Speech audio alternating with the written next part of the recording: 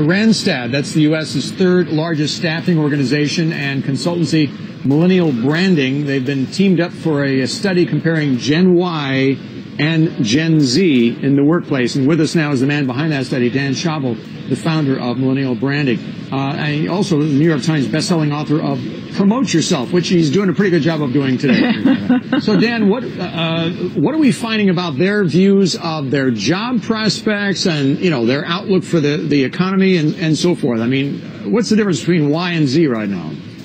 Well, what we found, and again, this is just a prediction, but Gen Z cooler than Gen Y. When asked about how many companies that they might work for in a lifetime, Gen Z said one fewer than Gen Y, and so they could be more loyal, and that could be a good thing for companies. They're also more entrepreneurial by about 6%. And companies, again, as with Gen Y, needs to embrace an entrepreneurial type culture.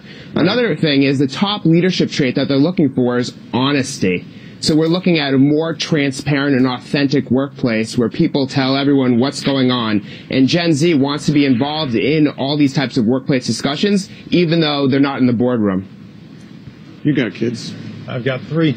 And which generation? They're across both the Gen Y and Gen Z. And Gen Z. Do you see a difference in their outlooks there? Yeah, I got a couple of Gen Ys, and they are not, I mean, they will not be looking to stay with one company forever. You know, they want that flexibility. They're renters, you know, they don't want to stay in one place. I think the key is when did they go into college? If they were in college post-2008, The crisis. The crisis. If they saw seniors, graduating without jobs, I think that's sort of the transformational experience that has made Gen Z much more oriented towards loyalty, much more oriented towards entrepreneurship, so that you can control more of your own destiny. Gen Z is a lot more like their parents. I was just going to say, right? They want face-to-face communication. When you think of face-to-face communication, the next thing that comes to mind is, are you loyal? Can I depend on you? Right. And whereas the next generation this is their loyalty is going to be right here. I do think the pragmatism has been a lagging indicator. I think over the years running into people that I've mentored or people applying for internships or whatnot, they've always been very confident considering that we were in this post-2008 period, especially in the media business, right, which has been so constrained. I think now reality is starting to hit home, to your point. Dan, what about Gen Y? I mean, are we overgeneralizing to say that they are that don't feel allegiance to any particular company? They'll go wherever the opportunity blows them.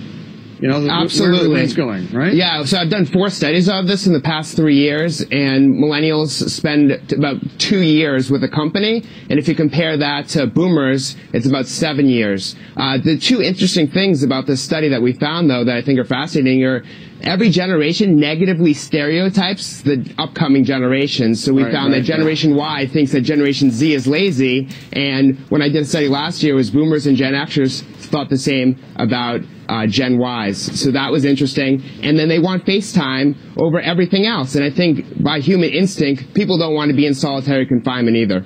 Yeah. All right, Dan. Thank you. Thanks very much. I also think Nathan's point about honesty, that face-to-face communication, you really want to feel secure. That's what they want. And security comes from a personal connection.